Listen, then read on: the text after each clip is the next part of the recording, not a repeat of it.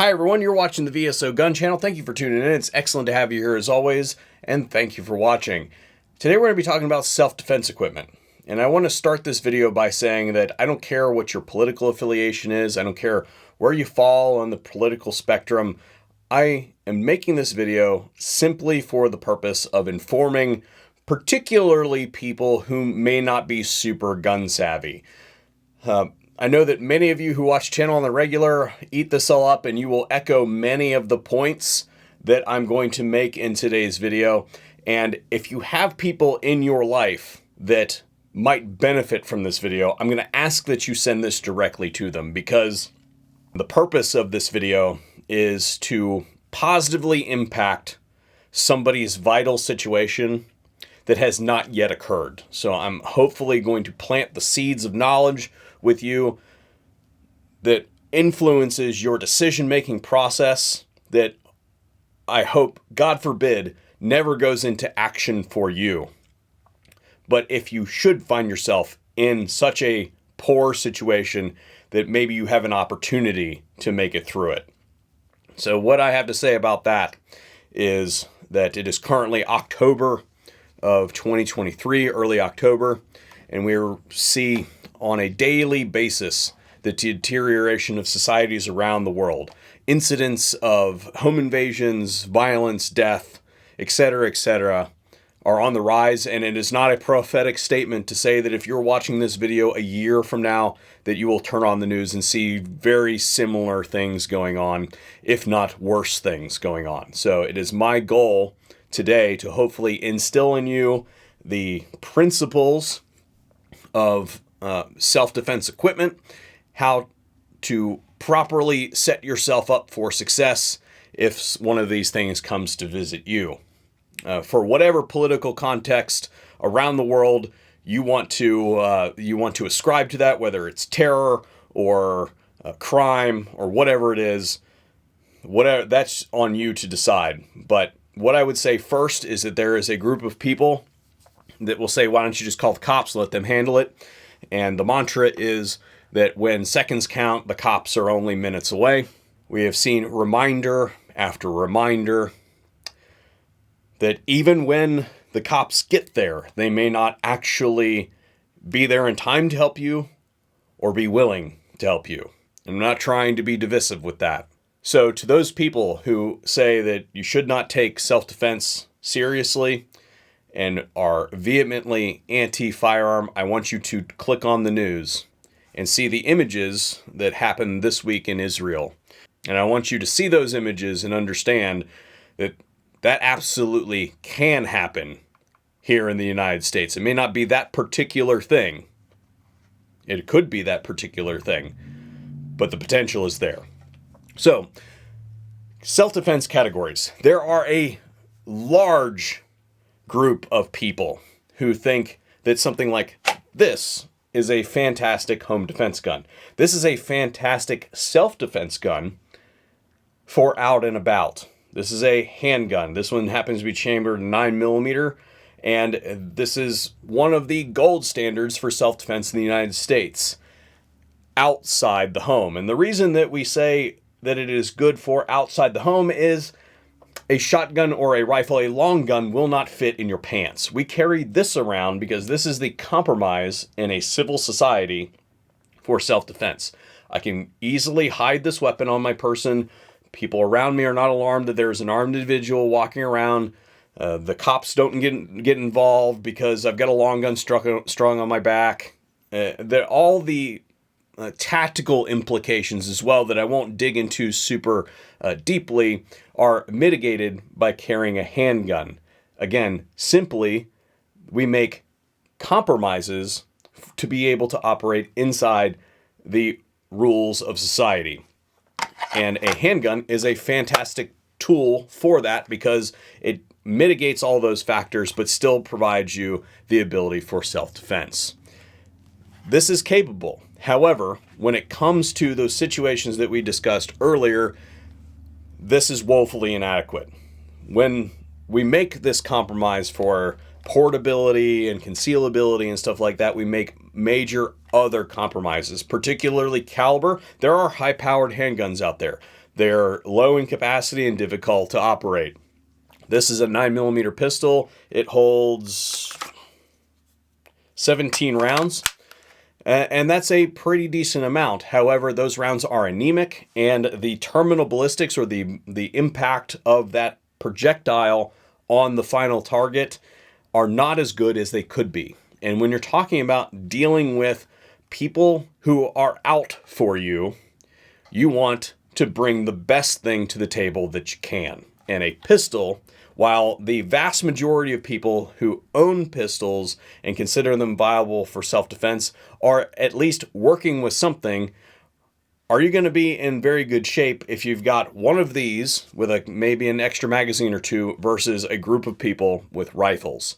I would not want to be in that situation. Just a smidge higher on the list. We're talking like a fingernail clipping thickness higher on the list than the pistol, regardless of its caliber, is the pistol caliber carbine. This is a Henry Homesteader in 9mm. Full video on this. This is a supremely fun gun. However, this is still a pistol caliber carbine. There are some advantages to this, but I do not believe that this is your go-to, and I'll explain why. The positives that we have gained with a pistol caliber carbine are a longer barrel, which generally transmits to a higher velocity, but still not a high enough velocity to really induce the terminal ballistic effects that we're really going for in a self-defense weapon. It's still a compromised terminal ballistics. We also gain a longer sighting radius, which makes it easier to aim and shoot. We gain points of contact, which adds to stability and accuracy in shooting. Capabilities for adding optics and things like that are available on many pistol caliber carbines, although that gap has shrunk substantially in the widespread proliferation of pistol caliber or pistols with optics on it. And then capacity, I put an asterisk next to, because for instance, this is set up for Glock mags. If it's running on a Glock magazine, you could technically take your Glock magazine and put it in your 9mm pistol and have essentially the same gun with just a little less velocity. Reliability also enhances ever so slightly with a 9mm carbine like this one. However, what I would say, barring all of that, the major advantage to a 9mm carbine, or other pistol caliber carbine for that matter, is that if you're trying to rapidly get somebody comfortable with a gun, then a pistol caliber carbine is very easily adapted to your newer shooters. There's less recoil, less blast. So if you're trying to get the whole family trained up on the family gun or something like that, then yes, a pistol caliber carbine could be a viable tool to accomplish that, but that is an intermediary tool. That is a training tool versus a serious self-defense gun. Is this better than nothing? Yes. Is it better than a pistol? Yes. Is it much better than a pistol? No. Enter shotguns. And this is a semi-automatic shotgun, but a pump shotgun is just as good. This is the right form factor that I wanted for today's video to demonstrate it. These are also relatively cost-effective. These can be obtained for, under $500. Not this one specifically, but, shotguns out there are relatively attainable, and they are fairly mainstream. What this gun does is, while it produces similar velocities to the 9mm handgun and 9mm carbine that we discussed earlier, it brings into play multi-projectile munitions. The value of a multi-projectile munition is that while the velocities are very similar and the projectile sizes are very similar in a double-aught buckshot round out of one of these to one of those 9mm guns that we talked about, it's sending 9 of them all at once, simultaneously impacting the body with 9 projectiles of similar velocity. Now, what that does is it induces a major electrical strain on the nervous system. When you have multiple points of injury across multiple organ systems, to put it lightly, your chance of a one-shot stop goes way, way up. On top of the multi-projectile capabilities that this has, you can look at the slugs. A typical 12-gauge shotgun slug weighs 1 ounce. That's 430 some odd grains, that's most of the way to a 50 BMG round, one of the largest commercially available and legally available rifle available in the United States without an NFA exemption. And I know I just threw a bunch of jargon out there that some of you don't understand. Just know that it's big. To put that in perspective for a real-world analog, you have never, in my state of Ohio, been able to hunt deer with a 9mm pistol. You have never, in my state of Ohio, been able to take a deer with a 9mm carbine, or even a 45 caliber carbine for that matter. For most of my life, this was the go-to. A 12 gauge shotgun slug is way within the bounds of taking down big game animals like that. And when we're talking about human on human conflict, which unfortunately is the reality that we are discussing here, you don't want to be messing around with the tertiary effects of terminal ballistics. And something like this is much more capable. I would take this 9 out of 9 times. I was going to say 9 times out of 10. No, I would take it 100 out of 100 times over a 9mm pistol if we're talking about home self-defense within the home. So if you have a budgetary concern, then a good 12 gauge shotgun will absolutely do some stuff for you. There are some other things to consider with the shotgun. The main downfall of the shotgun is capacity. This is a relatively large gun, and it only holds 7 rounds. There is currently no way to attach extra ammunition to it, although there are plenty of accessories to outfit most shotguns out there for carrying extra ammunition. I don't know about you, but I sleep in the nude, and I don't have a whole lot of extra pockets to put. Well, I guess I got some built-in pockets, but they don't really hold anything for carrying of ammunition. So that is a concern that you must take into account for limited ammunition capacity. These are relatively easy to use. I don't want you to get in the habit of thinking of the myth that is you just point the gun in the general direction and you can't miss. That is not the truth. That is a fallacy, and that is something that you will learn from going to the range and using it.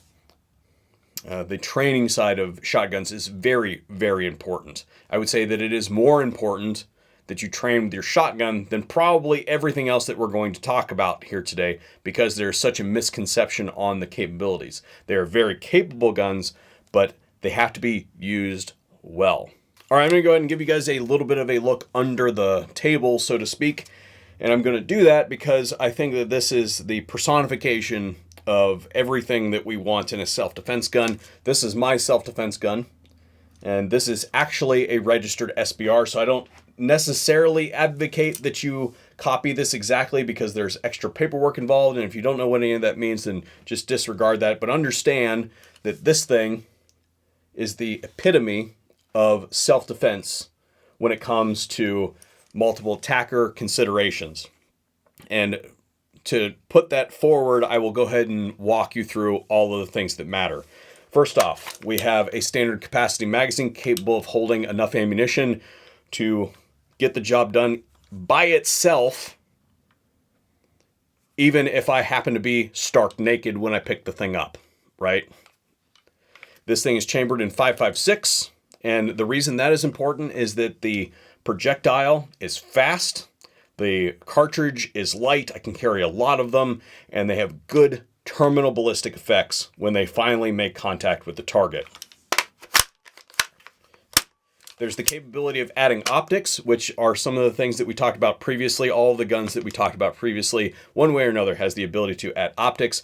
However, this is seamless integration of optics. I happen to have a Trijicon MRO on here. Again, do not follow this specification because you will get fairly spendy pretty quick. It also has iron sights should that go down.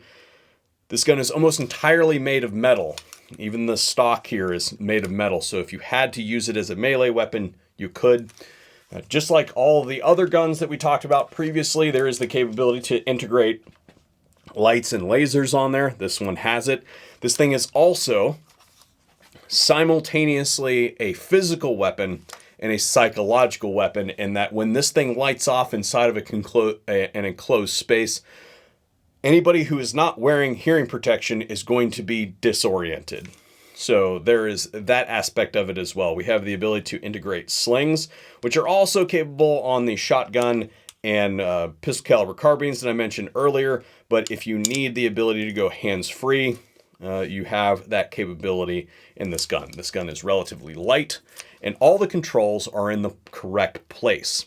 The reason I bring this gun up for today's discussion is because when you're talking about your life or the lives of people that you care about, it is not a battle of fairness. There are no rules anymore.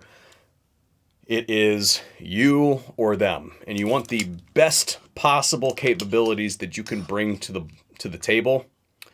And this sort of thing balances that. Now, this gun, as I mentioned, is relatively spendy. However, there are comparable weapons like this one right here that are available for $600-ish, right?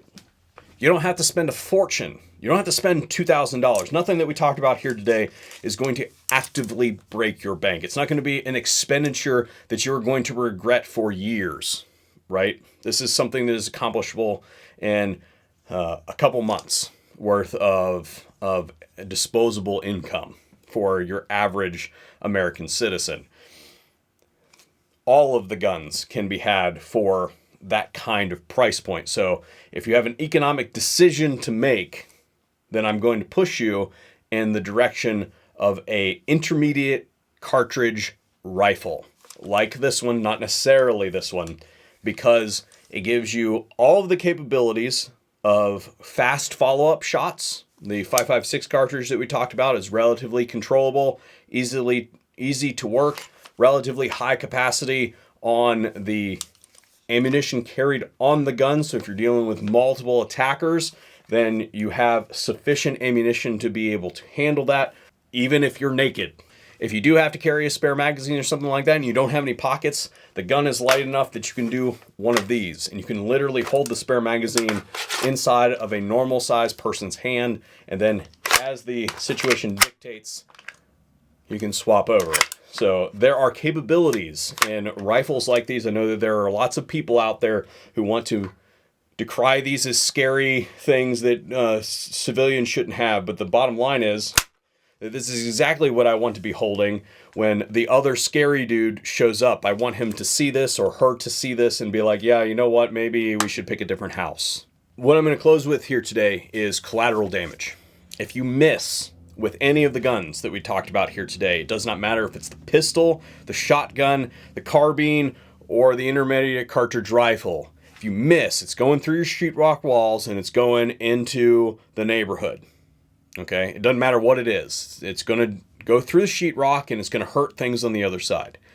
However, if you use any of the guns that we discussed here today and you hit your target with the properly vetted type of ammunition, as in the quality self-defense ammunition, then that drastically mitigates the possibility of collateral damage. You hear the powers that want to discredit civilian ownership of particularly the intermediate cartridge rifle for self-defense as worried about overpenetration. The truth of the matter is if you miss, it doesn't matter whether it's a 22 or it's a 5.56 gun, it's going through the sheetrock and it's going to hurt things. If you have properly mated ammunition for self-defense purposes and you hit your target, you will drastically mitigate that collateral damage. Where I would say that there is a caveat there is that this is where I would say that if you are in a populous area, something like a battle rifle, like a SCAR Heavy or an AR-10, a 6.5 Creedmoor, 308, etc., those types of heavier calibers, even something like, say, this 45-70 here, are probably ill-suited for that, because even if you do get a good shot, there is a fair amount of extra power there that can cause overpenetration. Those types of rounds are used for extended distance engagements when we're talking about a human conflict, and when we're talking about things like, say, this 45-70, it is designed to take big game animals that require extra penetration to get into the vital organs. not as well suited for self-defense, particularly in populous areas. So that is one of the things I will say you should probably stay away from, is your 308s, your 6.5 Creedmoors, et cetera, and stick to that intermediate cartridge rifle, because it gives you all the benefits of being able to carry a fair amount of ammunition, is controllable, usable, pointable, et cetera, accurate, and most important of all, lethal when properly used without being a serious hazard to the community around you. Anyway, that's what I have for you here today. If you found this video interesting and informative, then please share it around. I greatly appreciate your help. And as I said in the intro to the video, please, if you know somebody who needs to see this video, then send it to them, and I will stick around.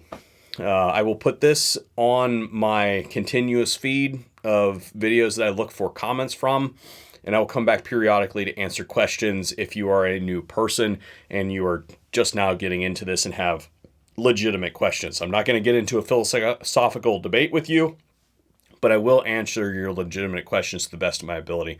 Thank you all for tuning in, and hopefully we'll see you on another video here at the VSO Gun Channel.